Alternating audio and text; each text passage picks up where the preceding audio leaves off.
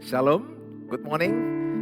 Senang bertemu dengan Bapak Ibu dalam Menara Doa Pagi. Bersama Pendeta Suheri Kultom, bersama tim, kami senantiasa menantikan saudara setiap jam 5 pagi di channel YouTube Suheri Kultom. Mari kita berdoa. Bapa di sorga, dalam nama Tuhan Yesus, kami mulai ibadah Menara Doa Pagi. Roh Kudus bekerja mengurapi hamba-Mu, mengurapi kami semua. Semua kami di tempat ini diberkati Tuhan. Dengan berkat firman Allah, lewat pujian penyembahan juga, setiap kami percaya Allah turut bekerja mendatangkan kebaikan bagi kami. Apapun masalah kami, apapun persoalan kami percaya bersama Tuhan, kami tahu ada kebaikan-kebaikan. Dalam nama Tuhan Yesus kami berdoa, amin. Amin.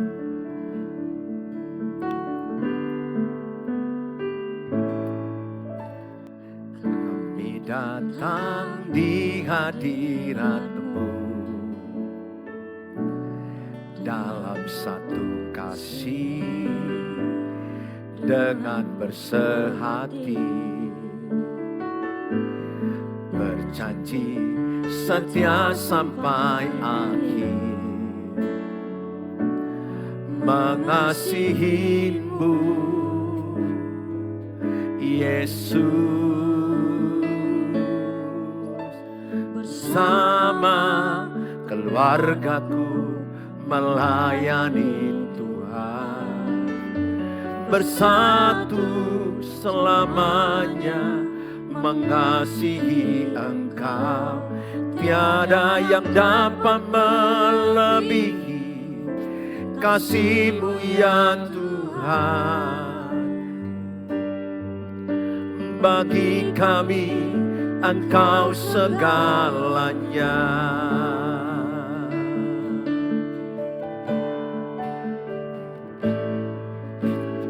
Kami datang di hadirat-Mu dalam satu kasih, dengan bersehati berjanji setia sampai akhir, mengasihi-Mu Yesus. Sama keluargaku melayani Tuhan, bersatu selamanya mengasihi Engkau. Tiada yang dapat melebihi kasih-Mu ya Tuhan. Bagi kami Engkau segalanya. Bersama keluargaku melayani Tuhan, bersatu selamanya mengasihi Engkau. Tiada yang dapat melebihi kasih-Mu ya Tuhan. Bagi kami Engkau segalanya. Bersama keluargaku melayani Tuhan, bersatu selamanya mengasihi Engkau. Tiada yang dapat melebihi kasih-Mu ya Tuhan. Bagi kami Engkau segalanya. Bagi kami Engkau segalanya. Bagi kami Engkau segalanya. Mari sembah Tuhan. Mari semua kita menyembah Tuhan. Mari angkat penyembahan-Mu. Semua keluarga online sembah Tuhan. Seisi rumah kami menyembah Tuhan. seisi keluarga kami, seisi rumah tangga kami, seisi keluarga kami menyembah-Mu Tuhan. Suami, istri, anak-anak, ayah, ibu, orang tua menyembah-Mu. Kami percaya ketika nama-Mu ditinggikan,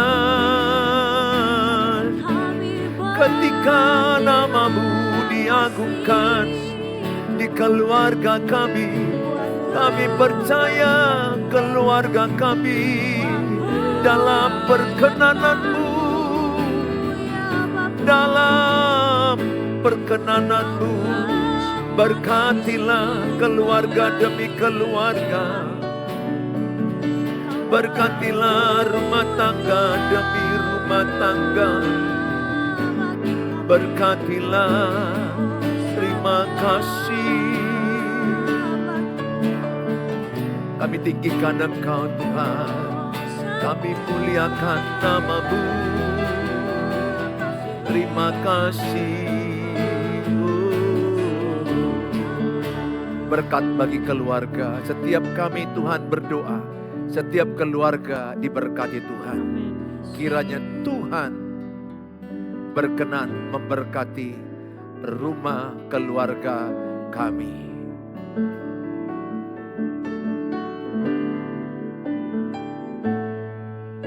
Kiranya Tuhan berkenan memberkati rumah keluargaku. Apa yang telah Tuhan berkati,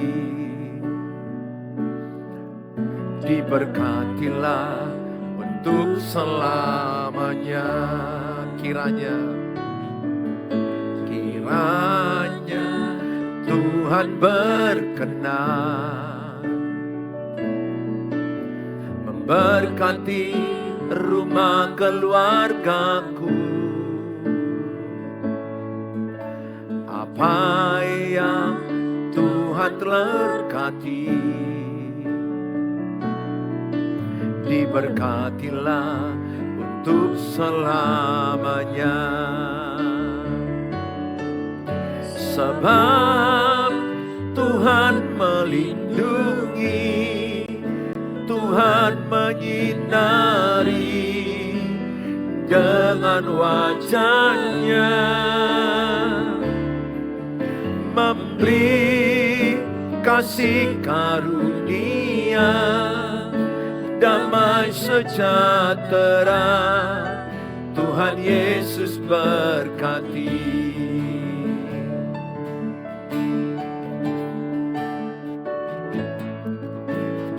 Kiranya Tuhan berkenan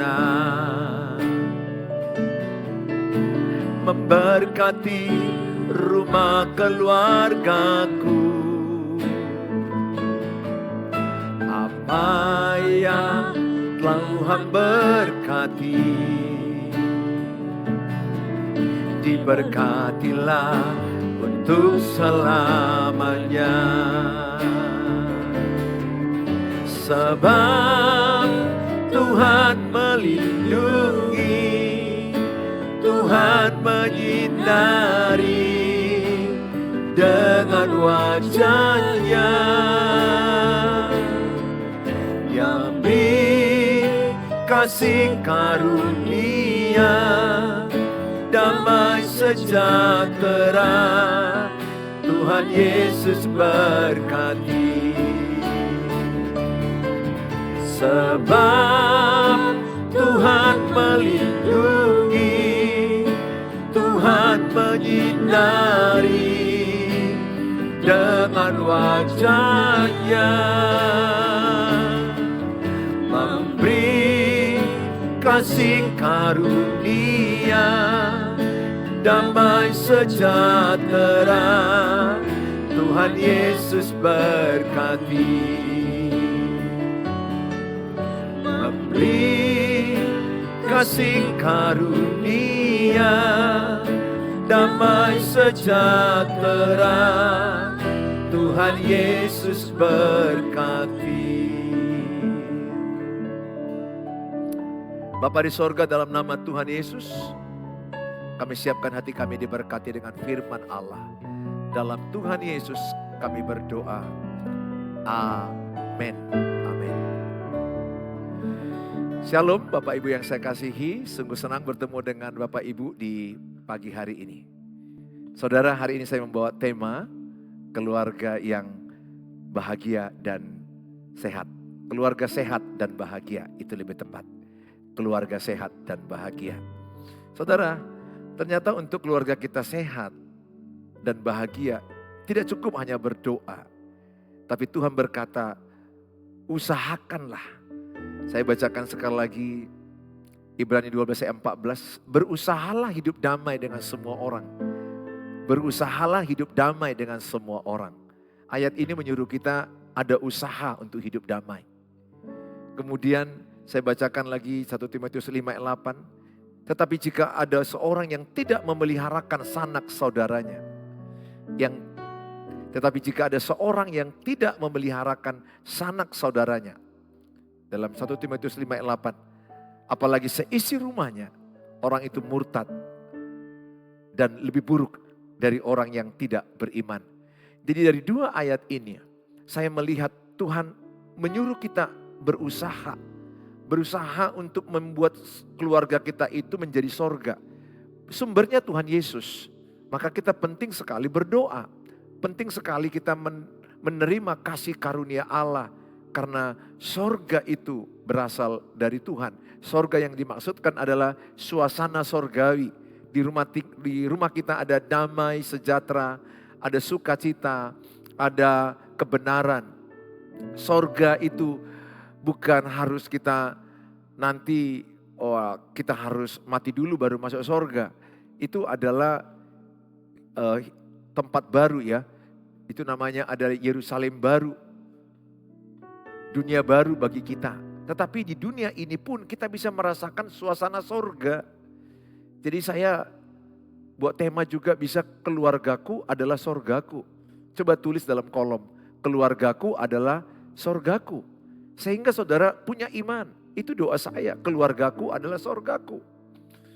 Ada banyak orang tidak lagi merasakan sorga di rumahnya. Yang ada neraka, yang ada pertengkaran, cekcok, diam-diaman. Ada yang lari, ada yang selingkuh dan berbagai macam peristiwa. Anak-anak yang melawan, memberontak. Berbagai macam terjadi. Keluarga mereka jauh dari sorga. Yang ada pernah kulihat suami pukul istri sampai istrinya lebam-lebam. Ada juga yang ku tahu istri berkhianat pergi dengan laki-laki lain menyakiti hati suaminya. Ada istri yang membawa anak-anaknya lari meninggalkan suaminya. Ada suami yang meninggalkan istrinya. Saudara, ada banyak peristiwa rumah tangga hancur-hancuran zaman now. Angka perceraian sekarang cukup meninggi di Indonesia. Berkisar 25% loh. Berarti dari 4 pernikahan, 1 udah mengalami yang namanya perceraian. Dari kasus yang dilaporkan maksud saya. Dari kasus yang dilaporkan itu 4 yang digugat dan berhasil cerai itu 1. Dan jutaan kasus. Berarti ratusan ribu yang bercerai tiap tahun di Indonesia. Cek di data statistik semakin meninggi. Jutaan per tahun loh. Orang menggugat cerai dan lebih banyak itu istri-istri yang menggugat cerai. 70%. 70% istri-istri menggugat cerai. Karena mungkin istri-istri banyak lebih menderita. Banyak merasa tidak adil. Tertekan. Sehingga mereka lebih banyak menggugat perceraian. Angka perceraian di Indonesia itu tinggi sekali. Ratusan ribu per tahun. Yang menggugat itu lebih jutaan per tahun. Itu yang terdata. Yang tidak terdata lagi jauh lebih banyak. Artinya bisa jutaan pasangan suami istri yang bercerai. Baik yang resmi terdata atau tidak resmi. Saudara yang saya kasihi. Kalau engkau sebagai suami tidak mengupgrade dirimu. Sebagai fungsi suami. Sebagai fungsi ayah. Maka engkau akan mengalami keburukan dalam keluargamu. Dan demikian juga ibu, kalau engkau tidak upgrade dirimu sebagai fungsi istri, fungsi ibu, maka engkau juga akan melihat keburukan dalam keluargamu. Sekarang ini kita harus semua upgrade diri, ayah, ibu. Nggak bisa lagi ayah menyalahkan ibu, ibu menyalahkan ayah, nggak bisa. Nggak bisa lagi katakan, istri berkata, karena papalah aku jadi begini. Nggak bisa, itu mental korban. Victim mentality, mental mengasihani diri, mental korban. Aku seperti ini karena papa. Suaminya juga bilang, aku juga selingkuh karena kau. Gak bisa. Saudara berhenti menyalahkan siapapun. Anak-anak nanti bilang, kami ini narkoba, kami ini alkohol, kami ini free sex. Karena papa mama bertengkar terus.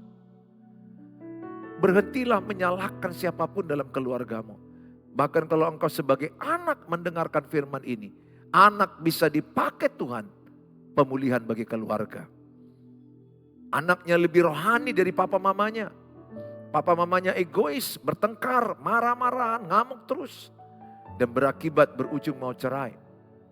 Kisah nyata, 10 tahun mereka bertengkar. Akhirnya mereka memutuskan bercerai. Anaknya kelas 3 SMA mati bunuh diri, lompat dari gedung tinggi. Itu kisah nyata. Sangat viral. Dan kasus itu banyak. Anak-anak trauma menikah, ketakutan menikah, nggak punya model, nggak punya contoh, nggak punya teladan. Akhirnya ada anak perempuan tidak menikah, anak gadis tidak menikah. Jadi perawan tua. Tidak menikah karena melihat mamanya disakitin. Trauma kalau menikah nanti jumpa seperti suaminya, seperti papanya. Dia takut kalau dia punya suami kayak papanya yang main pukul, selingkuh, narkoba, bentak-bentak. Dari manakah dimulai pemulihan ini? Dari mereka yang sadar.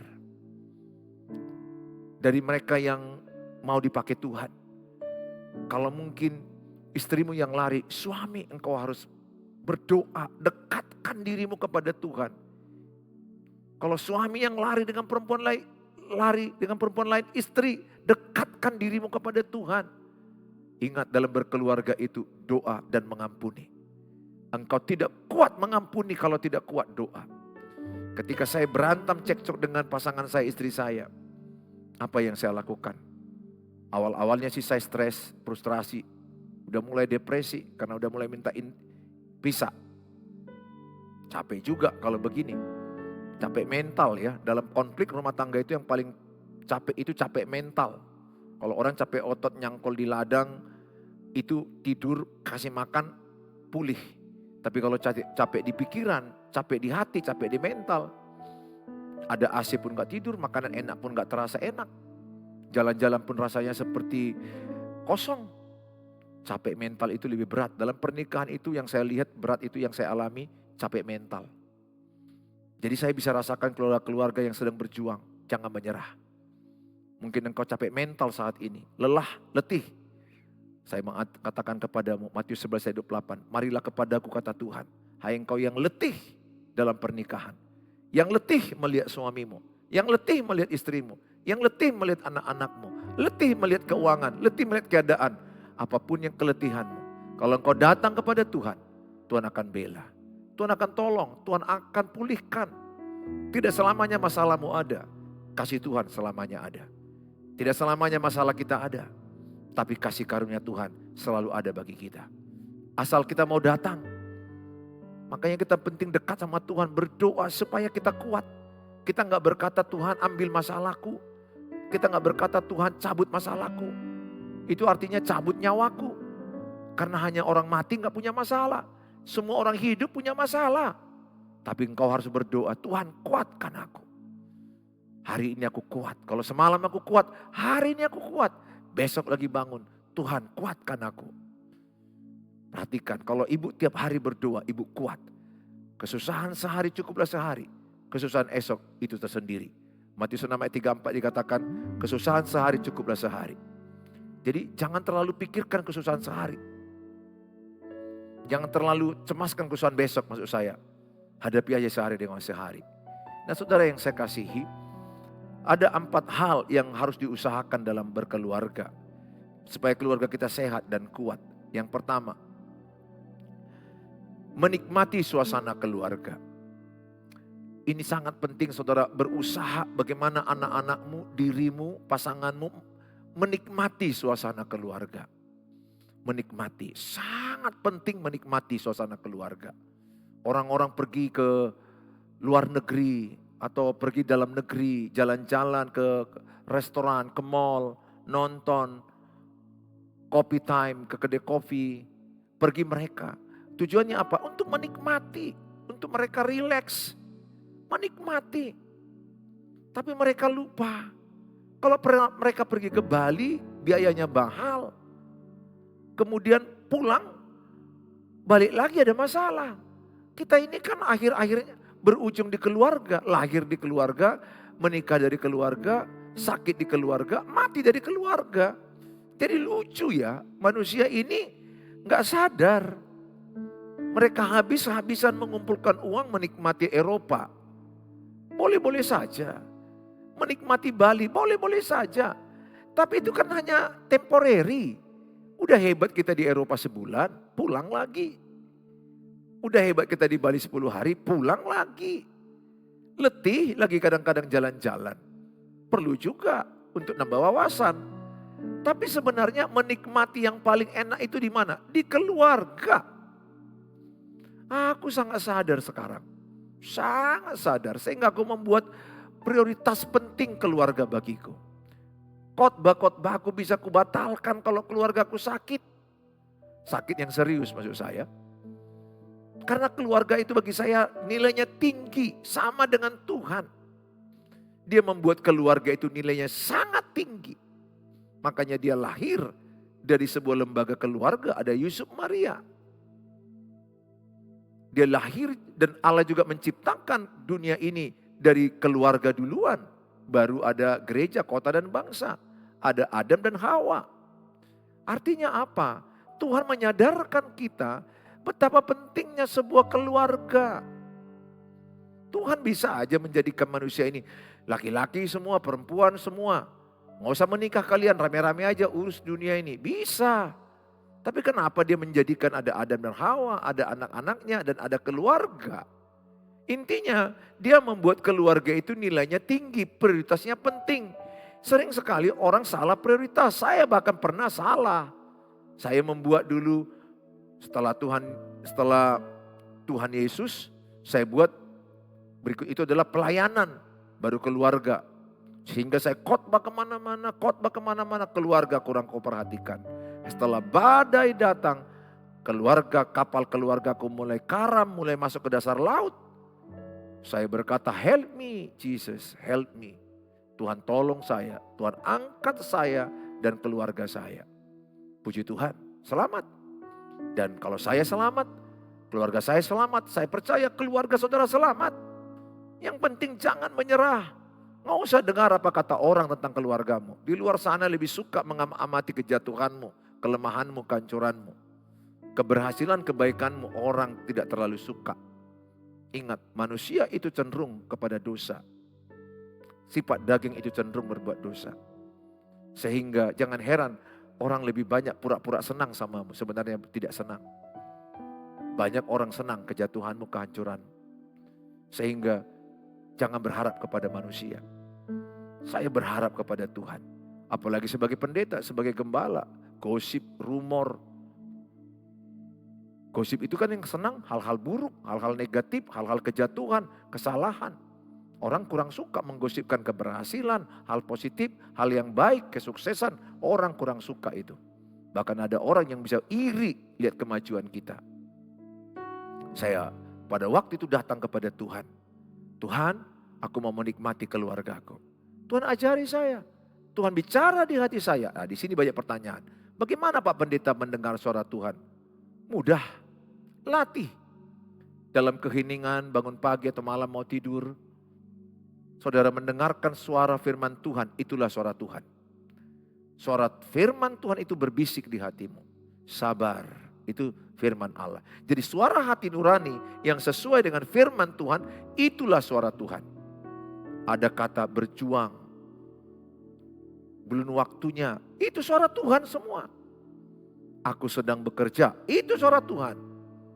Suamimu pasti berubah, istrimu pasti berubah. Yang penting engkau berubah. Itu suara Tuhan. Suara Tuhan adalah firman Allah. Jadi kalau ada suara di hatimu yang sesuai firman Allah, itu suara Tuhan. Saya rindu dan saya puji Tuhan menikmati keluarga sekarang ini. Yang kedua, memiliki komunikasi yang baik dalam keluarga. Jadi saya sekarang ini mengajak anak-anakku, ya tahun lalu kami berangkat ke Bali, 10 hari 9 malam kami di sana. Bicara di mobil, makan sama, di hotel sama, kamar pun sama, dekat-dekatan. Bisa ada connecting door-nya, bisa tertawa. Wah, saya nikmati sekali. Bukan pemandangannya yang kunikmati nomor satu. Ya, itu boleh aja. Bagi saya sih oke-oke aja. Danau Toba juga bagus, Bali juga bagus. Eropa juga bagus, tapi yang terbaik bagi saya ketika aku dengar anakku bicara, istriku bicara, komunikasi terbuka saat makan, ngomong, rencana-rencana, evaluasi rumah tangga, keluarga, bicara, sangat penting. Miliki komunikasi yang baik dalam keluarga. Coba ketika family time, pergi di restoran, coba handphonenya di tengah-tengah dulu. Ini yang kami lakukan dalam keluarga. Kalau kami family time penting, maka kami handphone tengah-tengah. Sehingga kami ngomong, lihat wajah anak, anak ngomong, lihat wajah kami. Jadi kami berempat saling melihat wajah. Nah setelah 1 jam, 2 jam selesai, boleh lihat HP. Jadi gak ada masalah. Tapi orang banyak gak mau HP-nya lepas. Bahkan pergi dengan suami istri pun HP-nya gak lepas, gak mau bicara. Coba kita latih sama-sama. Handphone itu letakkan di tengah-tengah. Jangan menjadi manusia asosial, gak peduli dengan keluarga. Gak peduli dengan suasana. Coba ciptakan komunikasi. Coba ayah ibu banyak mendengarkan cerita anak-anak. Jangan potong-potong. Ya, ada anak-anak sekarang curhat ke AI, robotik, dunia maya. Karena robotiknya itu, AI itu mendengar sampai siap. Papa mama sibuk, gak mau mendengar. Akhirnya anakmu didengar oleh AI. Dan anakmu kalau sempat salah masukkan AI. Seperti yang terjadi. Dia curhat di China. Dia seorang yang stres. Dan dia berkata aku mau bunuh diri. AI-nya bilang silakan. Ketika dia bilang aku mau lompat. Lompat aja. Dia betul lompat dan mati. AI tidak punya perasaan. Dia hanya ilmu pengetahuan. Itu bedanya. Papa mama punya perasaan, punya feeling. Coba. Miliki komunikasi yang baik dalam keluarga. Papa mama jangan banyak bicara, dengarkan apa yang terjadi dengan mereka. Yang ketiga, keterbukaan dalam keluarga. Terbuka. Bagaimana situasimu Hani? Bagaimana situasimu Jamie? Anak saya nomor 2 Jamie. Mereka menceritakan kegagalan, kehancuran, kesalahan mereka nyaman. Gak ada masalah. Kita gak hanya menerima keberhasilan anak, kegagalan, kehancuran dia adalah bagian keluarga. Kegagalan kami juga bagian daripada mereka. Jadi kita satu perasaan sakit, satu bahagia, satu kegembiraan. Itu yang saya lakukan, keterbukaan. Karena banyak orang memendam. Ada anak yang memendam karena papanya mudah ngamuk. Ada anak yang memendam, papa mama gak punya waktu. Sehingga anak-anaknya kena mental, sakit mental. Anaknya jadi pendiam atau sebaliknya mengamuk. Atau lari dari masalah. Atau sudah mati rasa dan bisa frustrasi bunuh diri. Ciptakan keterbukaan. Yang keempat, saling membangun dalam keluarga. Mana tahu anakmu ada yang drop, ada yang lemah, yang sekolah SMP, SMA, SD atau yang kuliah, yang udah menikah, jangan-jangan mereka sudah mau bercerai. Saya menangani beberapa kasus yang mau bercerai. Papa mamanya bilang begini ke saya. Kami gak tahu kok mereka tiba-tiba mau cerai. Ini seorang ibu ngomong sama saya. Kok tiba-tiba anakku mau cerai Pak Pendeta. Kuliah baik-baik saja. Sering kami sama kok, makan sama, pergi ke mall. Jalan sama, holiday. Rupanya surat ke pengadilan sudah sampai untuk minta perceraian.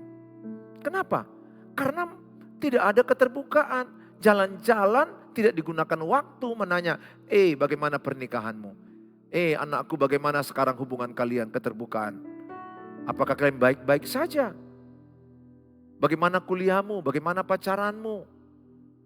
Bagaimana teman dekatmu itu? Apa rencanamu ke depan? Mau jadi apa? Bagaimana sekolahmu? Bagaimana perasaanmu? Mana tahu lagi drop. Mereka nyaman, mereka terbuka, dan mereka dibangunkan. Penting sekali. Kolose 4 ayat 6 dikatakan, hendaklah kata-katamu penuh kasih, sehingga engkau tahu menjawab perkataan orang lain. Aku berdoa setiap saudara berjuang dan berusaha bersama-sama. Tuhan Yesus memberkati saudara. Saya berdoa keluargamu menjadi keluarga sehat dan bahagia. Sehingga sehat mental keluarga anak-anakmu sehat mentalnya, papa mama sehat mentalnya. Tuhan Yesus memberkati saudara. Mari kita berdoa. Bapa di sorga, dalam nama Tuhan Yesus, hamba mau berdoa bagi keluarga-keluarga yang sudah mendengarkan tayangan ini. Berkatilah, pulihkanlah keluarga demi keluarga. Supaya keluarga demi keluarga berjuang, papa mama berjuang. Atau mungkin papa lagi mati rasa lari, biarlah mamanya dan anak-anak berjuang. Atau sebaliknya mama yang sudah lari, biarlah papa dan anak-anak berjuang. Biarlah yang baik, papa mama dan anak-anak semua berjuang. Membangun keluarga yang bahagia, membangun keluarga yang kuat, membangun keluarga yang sehat. Sehingga di dalam keluarga mereka menikmati suasana keluarga, surga di keluarga mereka. Memiliki komunikasi yang baik dalam berkeluarga. Ada waktu family time, quality time. Mereka punya keterbukaan dalam keluarga. Dan kalau ada yang lemah, saling menguatkan, saling membangun, saling menopang. Itulah doa kami Tuhan. Kami serahkan semua keluarga dalam tangan Tuhan. Pulihkan dan jamah. Dalam nama Tuhan Yesus. Kami doakan bagi yang sakit juga jamalah, sembuhkanlah. Pegang dengan tangan kananmu bagian yang sakit. Dengan iman dalam nama Tuhan Yesus. Terimalah kesembuhan dari Tuhan. Diberkati obat-obatmu, tenaga medis. Bagi engkau yang berjuang masalah keuangan, pekerjaan, usaha. Hamba mau berdoa dalam nama Tuhan Yesus. Tolong mereka dalam keuangan. Berilah mereka kasih karunia, bangkit usaha mereka, bangkit pekerjaan mereka. Berilah mereka hikmat, disiplin dan bekerja, profesional dalam berusaha. Dalam nama Tuhan Yesus kami berdoa. Mari sama-sama kita mengucapkan doa Bapa kami. Bapa kami di sorga, dikuduskanlah namamu. Datanglah kerajaanmu, jadilah kehendak-Mu di bumi seperti sorga. Berikanlah kami pada hari ini makanan kami yang cukupnya. Dan ampunilah kami akan kesalahan kami, seperti kami juga mengampuni orang bersalah pada kami. Dan janganlah bawa kami ke dalam pencobaan, tapi lepaskanlah kami daripada yang jahat. Karena Engkau yang punya kerajaan dan kuasa dan kemuliaan sampai selama-lamanya. Amin. Bawalah berkat damai sejahtera dari Allah Bapa, cinta kasih sempurna Tuhan Yesus Kristus, penyertaan Allah Roh Kudus menyertai kita saat ini sampai selama-lamanya. Dalam nama Tuhan Yesus yang percaya katakan amin. Amin. Tuhan Yesus memberkati kita. Silakan di-share dan sampai jumpa di waktu yang akan datang. Menara Doa Pagi setiap jam 5 pagi.